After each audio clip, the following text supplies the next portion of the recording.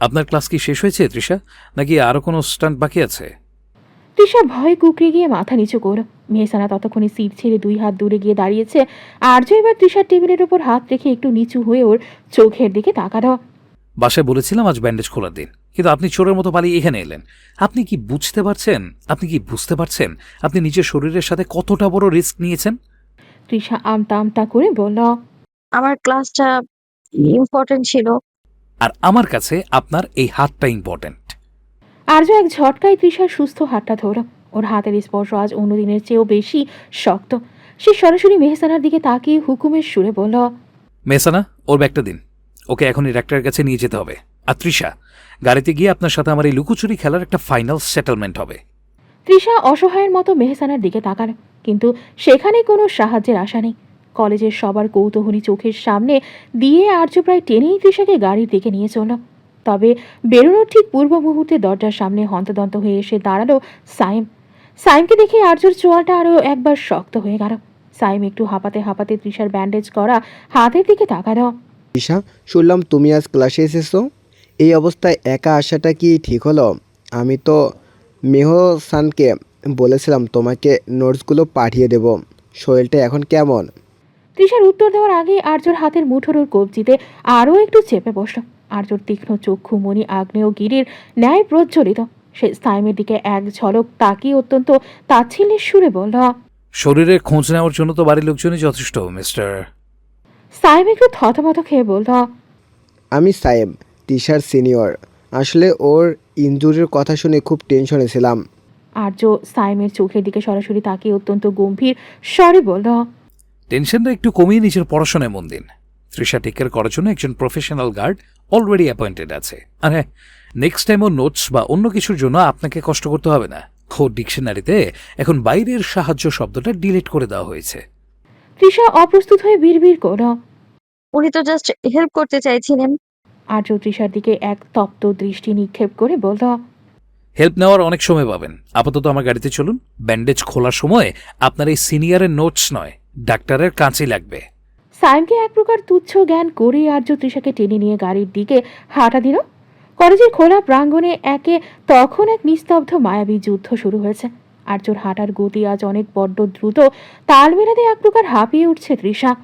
আর্য গাড়ির কাছাকাছি এসে দরজাটা এক ঝটকায় খুলে তৃষাকে ভেতরে বসালো আর্য। ড্রাইভিং সিটে বসে সে সজোরে দরজাটা বন্ধ করলো। তৃষা গুটিসুটি মেরে জানালার দিকে তাকিয়ে। আর্য গাড়ির স্টার্ট দিয়ে স্টিয়ারিং হুইলটা এত জোরে চেপে ধরল যে ওর হাতের শিরগুলো স্পষ্ট হয়ে উঠল। সে সামনের দিকে তাকিয়ে দাঁত কিরমির করে বলল, ওই ছেলেটি কি রোজই আপনার চারপাশ দিয়ে ওইভাবে উদ্বেগ নিয়ে ঘোরে, নাকি আজই প্রথম ওর মায়া উঠল? তৃষা হঠাৎ আর্যর এমন প্রশ্নে হতচকিত নয়নে তাকালো। আর্য ক্রোধিত কণ্ঠে ফের শোধালো, কি হলো, উত্তর দিচ্ছেন না কেন? তৃষা আমতা আমতা করে বলল, সাইম ভাইয়া, উনি জাস্ট আমার খোঁজ নিয়েছিলেন। ভাইয়া? বিরক্তিতে কুঁচকে আসলো আর্যর মুখশ্রী। লিসেন তৃষা, আপনি চোরের মতো পালিয়ে এসেছেন, সেটা একটা অপরাধ। আর এই ভাইয়াদের প্রশ্রয় দেওয়াটা দ্বিতীয় অপরাধ। আপনার ওই ড্যামেজড হাতের চেয়েও আমার কাছে এখন আপনার এই ফ্রি স্টাইল লাইফস্টাইলটা বেশি অ্যালার্মিং মনে হচ্ছে। তৃষা কৌতূহলী দমাতে না পেরে শেষমেশ সাহস করে প্রশ্নটা করেই বসল। আপনি কি জেলাস হচ্ছেন? আর্য ব্রেক কষল সজোরে। গাড়িটি রাস্তার একপাশে গোঙানি দিয়ে থেমে গেল। সে তৃষার একদম কাছে ঝুঁকে এসে ওর চোখের গভীর অতলে ডুব দিয়ে ফিসফিস করে বলল, জেলাস শব্দটা আমার ডিকশনারিতে বহির্ভূত। আমি কারোর জন্য জেলাস হই না, কিন্তু আমার অধিকারে থাকা কোনো জিনিসে অন্য কেউ মায়া দেখাবে, এইটা আমি টলারেট করি না। আপনি সির্ফ আমার রেসপন্সিবিলিটি, আর সেই রেসপন্সিবিলিটি নিয়ে অন্য কেউ ছিনিমিনি খেললে আমি তাকে ইউনিটের বাইরে লাথি মারতে দ্বিধা করি না। Is that clear? তৃষা আর্যর সেই তপ্ত নিঃশ্বাস নিজের মুখে অনুভব করতে পারল।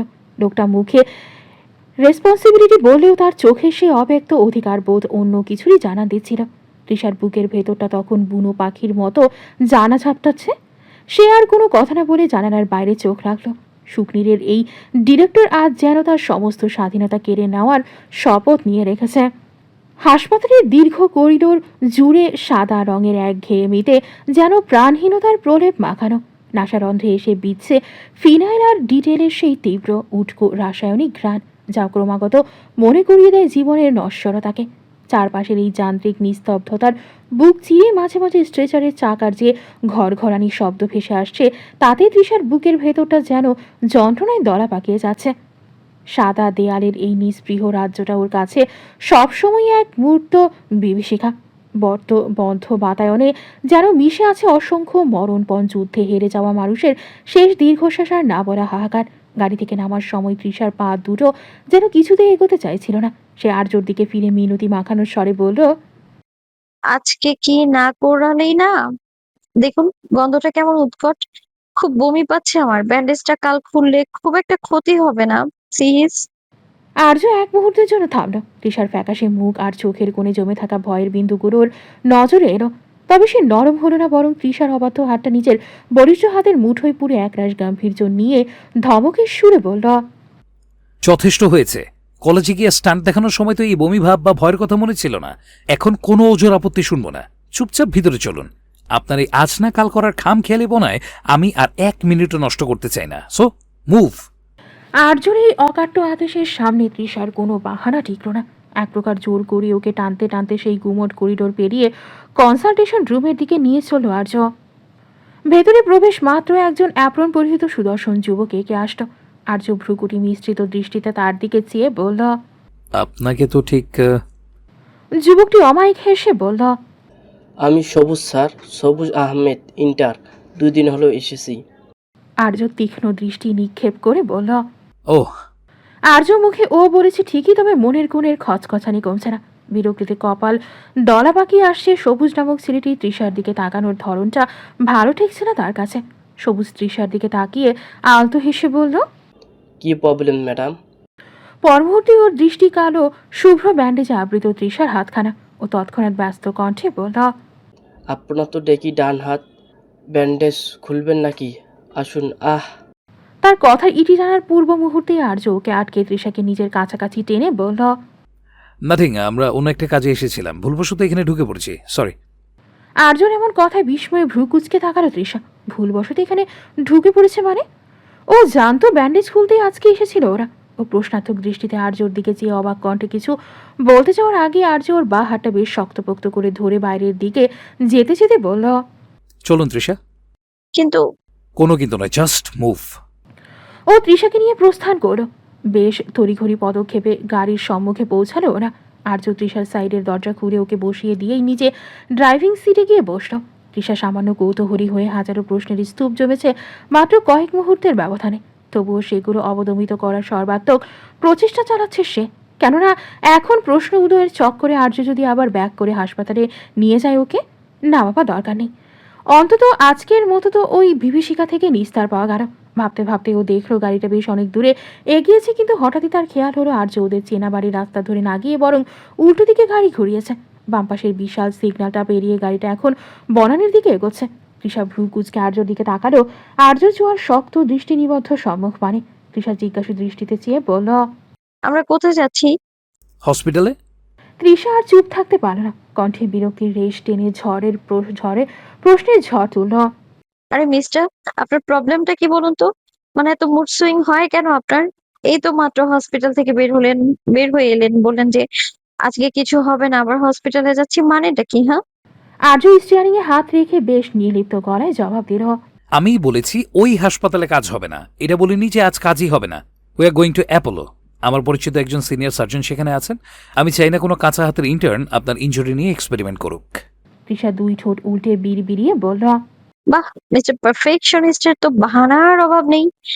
এখন সিনিয়র সার্জনের কাছে গিয়ে যদি দেখেন তিনি কোনো সুদর্শন যুবক, তবে কি সেখান থেকেও আমাকে চ্যাংদোলা করে নিয়ে যাবেন, দৌড় দিবেন? আর্যর কপালে সূক্ষ্ম ভাঁজ পড়ল। সে গাড়িটা একটা জ্যামের মুখে ব্রেক করে তৃষার দিকে স্থির চোখে চাইল। ওর সেই গম্ভীর চাহনিতে তৃষার কথাগুলো মাঝপথে আটকে গেল। আর্য ফিস ফিস করে বলল, বেশি কথা বলাটা কি আপনার সিলেবাসের অংশ তৃষা? চুপচাপ বসে থাকুন। আমি যেটা করছি আপনার ভালোর জন্য করছি। তৃষা এবার রীতিমতো হাত পা ছুড়ে প্রতিবাদ করল, কিছু করব। আর এক্সপেরিমেন্ট মানেটা কি? হ্যাঁ, ওই ছেলেটা তো জাস্ট না আমার প্রবলেম জিজ্ঞেস করছিল, আপনি তো ওকে কথা বলার সুযোগটাই দিলেন না। আপনি কি সব জায়গাতেই নিজে ক্যাপ্টেন অর্ডার চালাতে চান? অত সুন্দর করে কথা বলছিল। তৃষার মুখে ওই সুন্দর করে কথা বলা আর সবুজের প্রশংসা শুনে আর্যর বুকের ভেতরে যেন মুহূর্তেই তপ্ত হয়ে উঠল। সে গাড়ির এসিটা আরো 2 ডিগ্রি কমিয়ে দিল, যদিও তার ভেতরের উত্তাপ তাতে বিন্দুমাত্র কমছে না।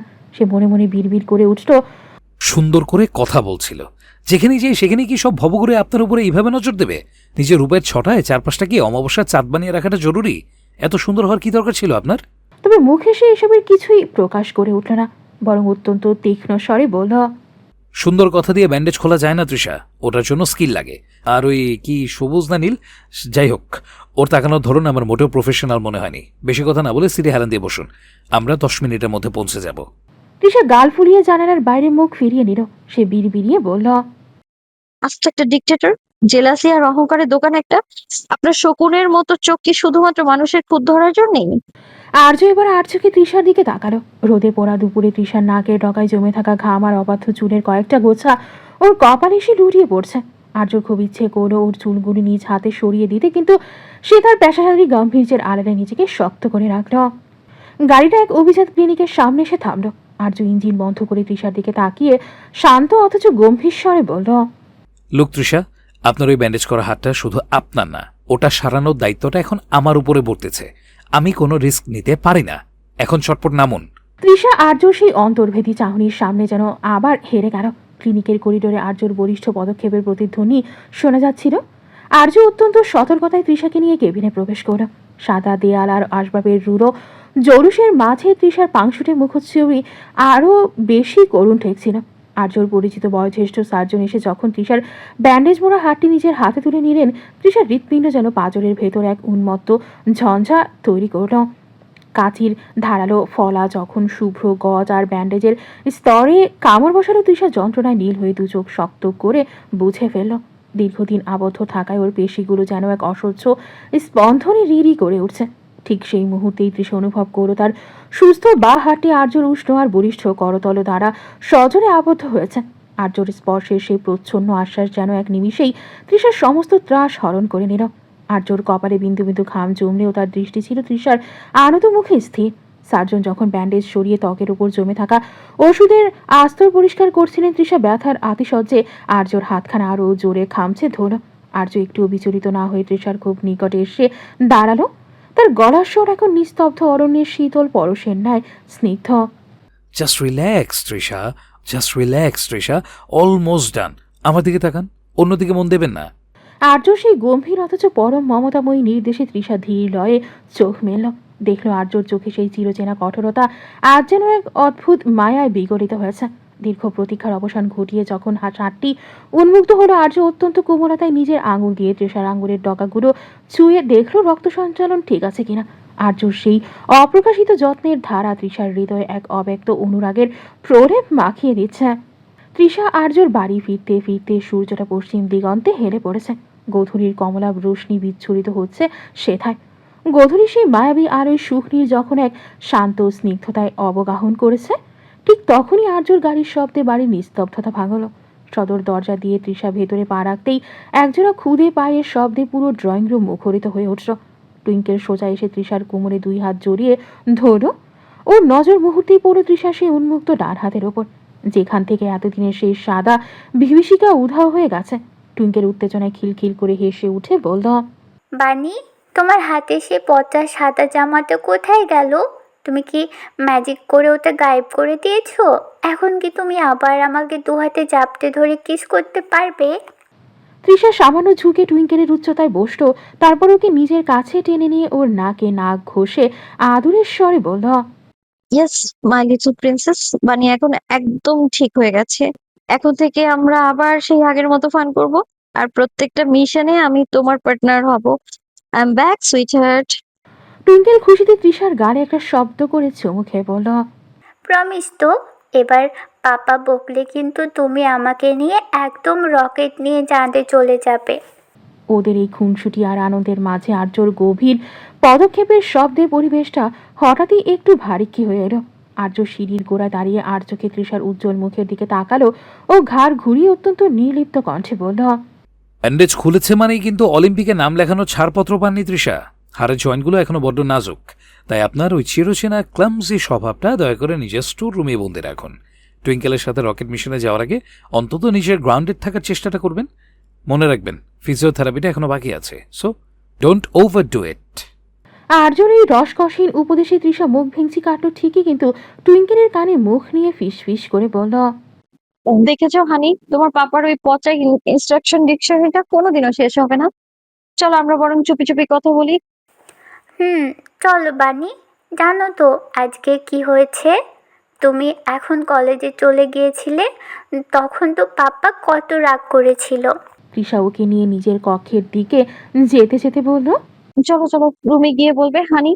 নিশুতি রাতের সুখনীর যেন এক শান্তিময় অভয়ারণ্য। জানালার ওপারে ঝিঝি পোকার একটানা ডাক আর ভেতরে এসির মৃদু গুঞ্জন। ড্রয়িং রুমের আবছা আলোয় তৃষার ডাইনিং গোছাতে মত্ত। টুইঙ্কেলকে কিছুক্ষণ আগে খাইয়ে ঘুম পাড়ি দিয়ে এসেছে সে। আর্যর করা নির্দেশনা রয়েছে রাত 9টার মধ্যে ঘুমিয়ে পড়ার, আর ইতিমধ্যে 8টা বেজে 45 মিনিট। তাই ব্যস্ততার পরিমাণটা বেশি তৃষার। হঠাৎ নিস্তব্ধতা ভেঙে লিভিং রুমের ল্যান্ড ফোনটি সজোরে বেজে উঠল। এই অসময়ে ফোনের আওয়াজ যেন এক অজানা আশঙ্কার সংকেত বহন করে আনলো। তৃষা দ্রুত এগিয়ে গিয়ে ফোনটা রিসিভ করে ধীর স্বরে বলল, হ্যালো। অপর প্রান্ত থেকে ভেসে আসলো এক মমতাময়ী বৃদ্ধার কণ্ঠস্বর। প্রভাতের সূচনা লগ্ন থেকেই অগ্নি ঝরছে সুখনীরের আঙিনায়। শান্ত শিষ্ট নৌ ক্যাপ্টেনের রুদ্ধ রূপে তটস্থ উপস্থিত সকলে ভীত সন্তুষ্ট হয়ে গুটিসুটি মেরে এক কোণে দাঁড়িয়ে আছে তৃষা। হামিদা বেগমের নিখুঁত দৃষ্টি আর্যর উপর স্থির। টুইঙ্কেল সাবরিনা আর মৃতিকার সঙ্গে একটু দূরে দাঁড়িয়ে পরিস্থিতি বোঝার প্রচেষ্টা চালাচ্ছে, তবে ক্ষুদ্র মস্তিষ্করা কিছুতেই কিছু বুঝে উঠতে পারছে না।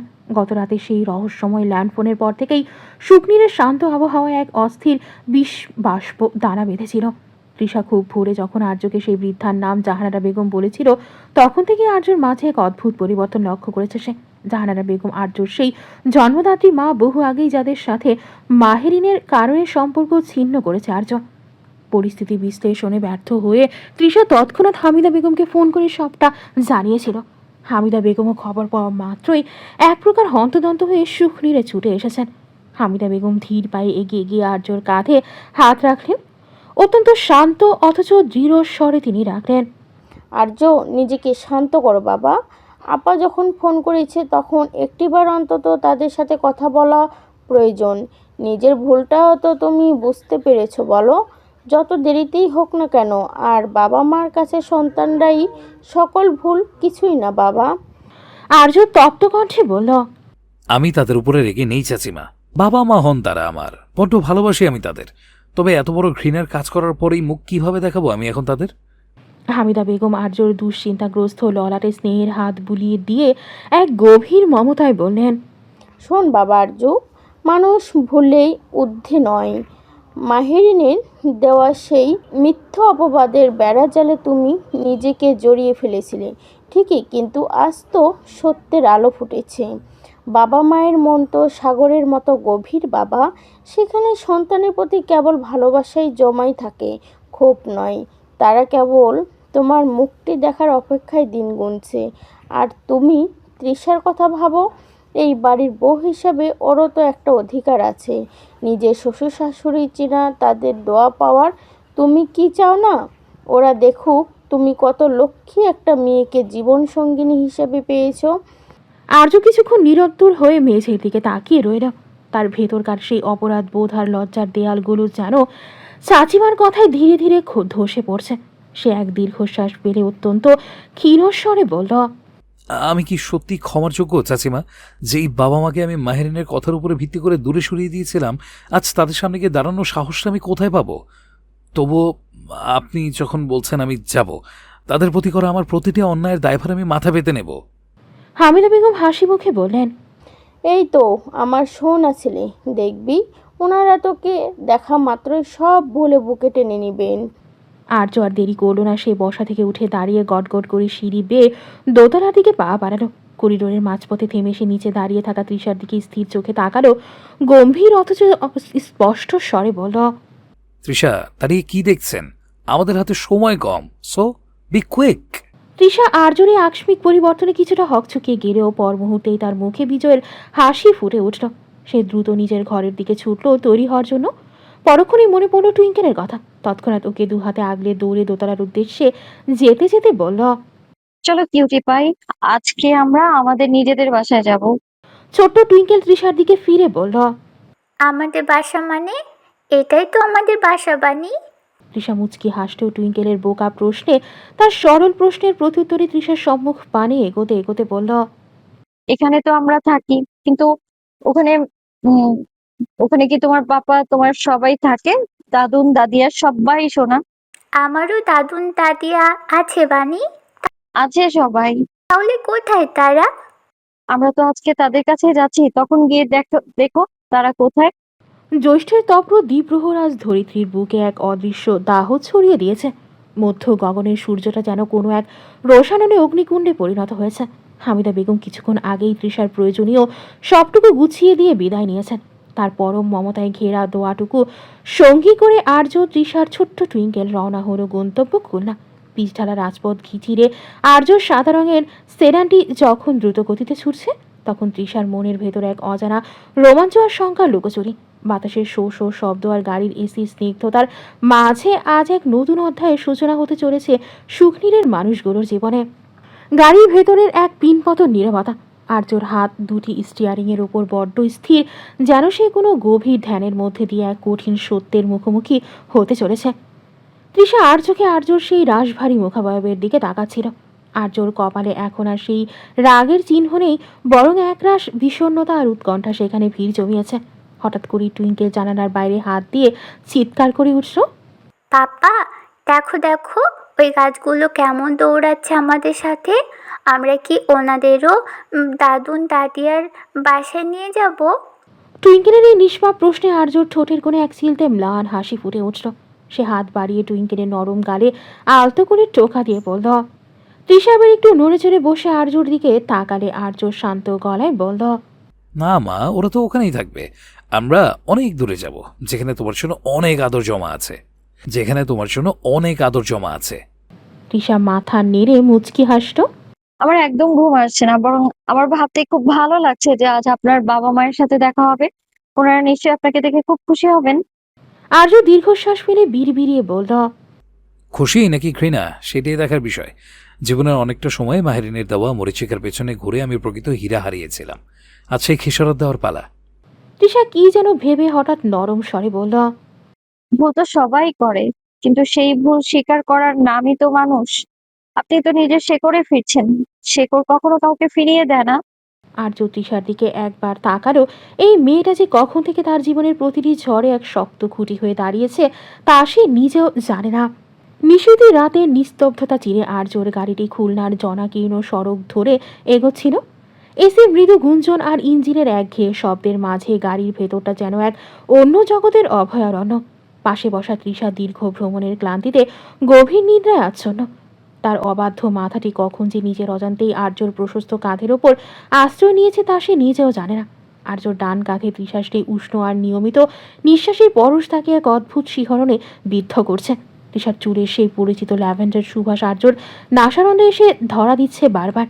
আর্যর বাম হাতে স্টিয়ারিংয়ের সামনে পরম মমতায় দেখে নিল তার কোলের ওপর গুটিসুটি মেরে শুয়ে থাকা ছোট্ট টুইঙ্কেলকে। এই এক চিলতে গাড়ির ভেতরেই যেন আজ আর্যর সমগ্র পৃথিবী বন্দী। তৃষার চুলের কয়েকটি অবাধ্য গোছা তার কপালে এসে লুটোপুটি খাচ্ছে। আর্য স্টিয়ারিংয়ে এক হাত রেখে অত্যন্ত সন্তর্পণে অন্য হাতটি বাড়িয়ে তৃষার কপাল থেকে সেই কেশগুচ্ছ সরিয়ে দিল। তৃষার সেই ঘুমন্ত নিষ্পাপ মুখশ্রীর দিকে তাকিয়ে আর্যর মনে হলো জীবনের সমস্ত ঝড়ঝাপটা শেষে এই এক টুকরো শান্তি যেন তারই প্রাপ্য ছিল। বাতাসের ঘিরিহিরি শব্দের সাথে মিলেমিশে একাকার হয়ে যাওয়া তৃষার প্রতিটি প্রশ্বাস আর্যর হৃদস্পন্দনের সাথে এক নতুন সুর তুলছিল। জানালার ওপাশে দ্রুত ধাবমান ছায়াবৃক্ষ আর দূর দিগন্তের কোনো এক প্রাঙ্গণ থেকে ভেসে আসা ক্ষীণ সুরেলা গানের লহরী। কোনো এক অজানা অনুভূতির তাড়নায় আর্যর হাতখানা থেমে গেল। কি এক অযাচিত আবেশে সে না চাইতেও চেয়ে রইল ঘুমন্ত তৃষার পানে। আন্টি, আমি তৃষা। ওই যে কালকে রাতে আপনি যার সাথে কথা বললেন না, আমি সেই। তৃষ্ণার ভয়ার্ত কণ্ঠের সম্মুখে থাকা জাহানারা বেগমের হাতে বিদ্যমান ছাটাটা অবহেলায় মেঝের মার্ভেল পাথরে পড়ে গিয়ে এক তীক্ষ্ণ শব্দ তুলল। জাহানারা বেগম বিস্মিত দৃষ্টিতে চেয়ে আছেন। তৃষা ততক্ষণে আর্য দীর্ঘ দেহাবয়বের পেছনে লুকিয়ে গিয়েছিল। আর্যর বাবা আফজাল সাহেব ড্রয়িং রুমের মাঝখানে পাথরের মূর্তির মতো দাঁড়িয়েছিলেন। তার চোখের কোণে জল টলমল করছে কিঞ্চিত, কিন্তু ব্যক্তিত্বের গাম্ভীর্য তখনও অটুট। তিনি কাঁপা কাঁপা গলায় ডাকলেন, আর্য, তুই তুই সত্যি এসেছিস? আর্য কোনো উত্তর দিল না। সে কেবল অবনত মস্তকে নিজের অপরাধ বোধের ভারে নুয়ে পড়ল। জাহানারা বেগম ততক্ষণে নিজেকে সামলে নিয়ে তৃষার দিকে এক ধাপ এগিয়ে এলেন, নরম কণ্ঠে শুধালেন, তুমি মেহেরিন নও? তৃষা ভীতস্বরে বলল, না তো। তাহলে? জাহানারা বেগমের এহেন প্রশ্নের জবাবে কিছুটা চুপসে গেল তৃষা। যথার্থ প্রতিউত্তর খুঁজতে ব্যর্থ হয়ে বলতে গেল, আমি টুইঙ্কেলের তবে তাকে কথা শেষ করতে দিল না আর্য। ও ধীর পায়ে এগিয়ে এসে তৃষাকে সামনে নিয়ে ভরাট কণ্ঠে বলল, মা, ও তৃষা, আমার ওয়াইফ। তৃষা বিস্ময়ে বিস্ফোরিত নয়নে আর্যর দিকে তাকিয়ে রইল। হৃৎপিণ্ডটা বুকের ভেতর যেন ড্রামা বাজাচ্ছে। আমার ওয়াইফ শব্দ দুটো আর্যর গম্ভীর কণ্ঠে উচ্চারিত হওয়ার পর ড্রয়িং রুমের বাতাস যেন এক মুহূর্তের জন্য থমকে গেল। তৃষা তো বলতে চেয়েছিল ও টুইঙ্কেলের বাণী, স্রেফ একজন বন্ধু, কিন্তু আর্যর এই বলিষ্ঠ পরিচয় দান তৃষার সমস্ত যুক্তিকে যেন এক লহমায় ধুলোয় মিশিয়ে দিল। জাহানারা বেগম নিজের কানকেও যেন বিশ্বাস করতে পারছিলেন না। তিনি অবিশ্বাসের দৃষ্টিতে তৃষার সেই মায়াবী আর নিষ্পাপ মুখশ্রীর দিকে চেয়ে রইলেন। মাহারিনের সেই উগ্রতা আর দম্ভের লেশ মাত্র নেই মেয়েটির মধ্যে, বরং একরাশ স্নিগ্ধতা যেন ওর অবয়ব ঘিরে আছে। জাহানারা বেগম কাঁপা কাঁপা হাতে তৃষার চিবুক ছুঁয়ে ধরা গলায় বললেন, তৃষা, তুমি তৃষা? তৃষা কিঞ্চিত হেসে সম্মতিসূচক মাথা ঝাঁকালো। হঠাৎ ঘুমন্ত টুইঙ্কেল চোখ কষ্টাতে কষ্টাতে উঠে বসল। ঘুমের আবেশে ওর গোলুমলু মুখটা একটু ফোলা আর চুলগুলো অবিন্যস্ত। ও আড়মোড়া ভেঙে হাই তুলে অবাক হয়ে চারপাশটা দেখল। তারপর আর্য আর তৃষার মাঝখানে এসে দাঁড়িয়ে নিজের আধো আধো ভুড়িতে কড়া গলায় বলল, পাপ্পা, পানিকে নিয়ে তুমি কার সাথে ঝগড়া করছো? আর ওই দাদিয়াটা কেন আমার বাণীকে ছুঁয়ে কাটছে? তুমি কি আমার বাণীকে বকেছো? আফজাল সাহেব আর জাহানারা বেগম দুজনেই যেন বিদ্যুৎ স্পৃষ্টের মতো টুইঙ্কেলের দিকে তাকালেন। আফজাল সাহেবের চোখের জল এবার বাঁধ মানল না। তিনি দুই হাঁটু গেড়ে মেঝের ওপর বসে পড়ে দুহাত বাড়িয়ে দিলেন টুইঙ্কেলের দিকে। তার গলার স্বর কান্নার ভারে বুঝে আসছে। আমার নাতনি, দাদু ভাই, এদিকে আসো তো দাদু ভাই। টুইঙ্কেল প্রথমে একটু থতমত খেলো ও বড় দিকে একবার দেখল। তারপর তৃষার ওনাটা শক্ত করে খামচে ধরো ও বেশ বিজ্ঞের মতো মাথা নেড়ে আফজাল সাহেবকে উদ্দেশ্য করে বলল, তুমি কে?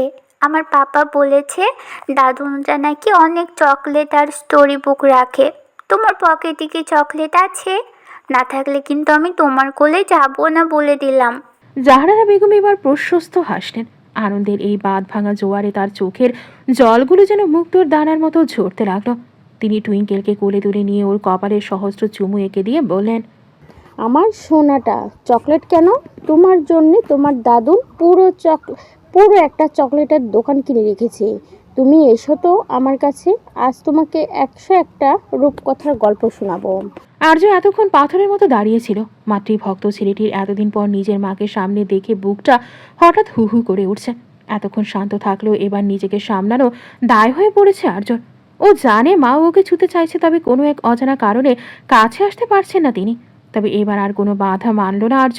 এক প্রকার দৌড়ে গিয়ে মাকে জড়িয়ে ধরল, বলল, তুমি রেগে আছো মা? মাফ করোনি এখনো? কথাগুলো বলার সময় ওর কণ্ঠটা ধরে আসছিল। জাহানারা বেগম চোখের পানি ছেড়ে দিলেন। অশ্রুসিক্ত নয়নে ছেলেকে জড়িয়ে কপালে চুমু এঁকে বলেন, আমি তো তোর ওপর কখনো রাগ করিনি বোকা ছেলে। মায়ের এক একটা দীর্ঘ স্নেহ পরশে আর্য আবদ্ধ হচ্ছে। তৃষা মুগ্ধ নয়নে চেয়ে আছে। টুইঙ্কলে চুপিসারে দেখেছে বাবা আর দাদিমার কাণ্ড। মায়ের সাথে এক দীর্ঘ বাক্যালাপ শেষ করে আর্য ধীর পায়ে আফজাল সাহেবের সামনে গিয়ে বসল। তাকে সালাম করতে গিয়ে আর্জুন নিজেরও দু চোখ ভিজে এলো। সে ধরা গলায় বলল, বাবা, আমি বড্ড দেরি করে ফেলেছি। কিছু বিষাক্ত অনুভূতি আমার বিবেককে অন্ধ করে দিয়েছিল। আমি তোমাদের অনেক কষ্ট দিয়েছি, মাফ করে দিও আমায়। আফজাল সাহেব আর্যকে জড়িয়ে ধরে বুকে টেনে নিলেন। এক বিশাল বটবৃক্ষের মতো আগলে রাখা সেই পিতৃস্নেহ আজ আর্যর সমস্ত অপরাধ বোধ ধুয়ে মুছে সাফ করে দিল। তিনি আর্যর পিঠে হাত বুলিয়ে বললেন, ভুল তো মানুষই করে রে খোকা, কিন্তু সে ভুল স্বীকার করে ফিরে আসার বড়ই বীরত্ব। তুই আজ শুধু নিজে ফিরে আসিসনি, তুই আমাদের ঘরের লক্ষ্মী আর এই চাঁদের কণা নাতনিটাকেও নিয়ে এসেছিস। আজ থেকে এই শূন্য বাড়ি আর খাকা করবে না। তৃষা একপাশে দাঁড়িয়ে এই পুনর্মিলনের দৃশ্যটা দেখছিল। ওর বুকের ভেতরের সবটুকু জড়তা যেন উধাও হয়ে গেছে। নবপ্রভাতের স্নিগ্ধতার ছাপিয়ে এক অদ্ভুত ব্যস্ততায় মত্ত হয়েছে পুরাতন জমিদারি ধাঁচের এহসান ভিলা নামক খুলনার সুবৃহৎ বাড়ির আঙিনা। পার্শ্ববর্তী বাগান থেকে ভেসে আসা পাখির কিচিরমিচির গুঞ্জনের সবে তন্দ্রা টুটল তৃষার। আড়মোড়া ভেঙে চোখ মেলতেই সে নিজেকে আবিষ্কার করলো এক বিস্তর বনেদি কক্ষে। শ্বেত পাথরের শীতল মেঝে, বিশাল কাঠের কারুকাজ করা পালঙ্ক আর সিলিংয়ে ঝুলন্ত ভিক্টোরিয়ান ধাঁচের ঝাড় লণ্ঠন। কার্গের সফর, ক্লান্তি আর দীর্ঘ রাত অব্দি জাগার দরুন নিদ্রার সময়কাল দীর্ঘ হয়েছে তার। বাইরের রৌদ্রের প্রখরতা দেখে বেলার পরিমাণটা কিঞ্চিত আঁচ করতে পারল তৃষা। তৎক্ষণাৎ আড়মোড়া ভেঙে উঠে বসল বিছানায়। দেয়াল ঘড়ির টিকটিক ধ্বনি সকাল 10টার জানান দিচ্ছে। ও দ্রুত পায়ে ওয়াশরুমে প্রবেশ করল। কিছুক্ষণ পর তৃষা দ্রুত পায়ে তৈরি হয়ে রুম থেকে বেরিয়ে এলো। ওর বুকের ভেতরটা দুরু দুরু করছে। বাড়ির নতুন পরিবেশে প্রথম সকালে এত দেরি করে ওঠাটা নিঃসন্দেহে লজ্জাজনক। সিঁড়ি বেয়ে নিচে নামতেই তার কানে এলো এক প্রাণবন্ত হাসির রোল। ড্রয়িং রুমে প্রবেশ করতেই তৃষার চোখের সামনে এক অপূর্ব দৃশ্য ভেসে উঠল। বিশাল কারুকাজ করা সেগুন কাঠের সোফায় আয়েশ করে বসে আছেন আফজাল সাহেব, তার কোলের ওপর আতশোয়া হয়ে টুইঙ্কেল মহা উৎসাহে হাত পা নেড়ে কোনো এক কাল্পনিক যুদ্ধের গল্প শোনাচ্ছে। আফজাল সাহেব পরম মমতায় নাতনির চুড়ে হাত বুলিয়ে দিচ্ছেন আর থেকে থেকে হেসে উঠছেন। দৃশ্যটা এতই নির্মল যে তৃষা এক মুহূর্তের জন্য থমকে দাঁড়িয়ে রইল। ঠিক তখনই রান্নাঘর থেকে তেলের ছ্যাঁতছ্যাঁত শব্দ আর মশলার ঝাঁঝালো ঘ্রাণ ভেসে এলো। তৃষা বুঝতে পারল জাহানারা বেগম সকাল থেকেই ব্যস্ত। সে অপরাধী মুখে দ্রুত পায়ে রান্নাঘরের দিকে এগোতে চাইল, কিন্তু তার আগে পেছন থেকে আফজাল সাহেবের গুরুগম্ভীর অথচ দরাজ কণ্ঠস্বর ভেসে এলো।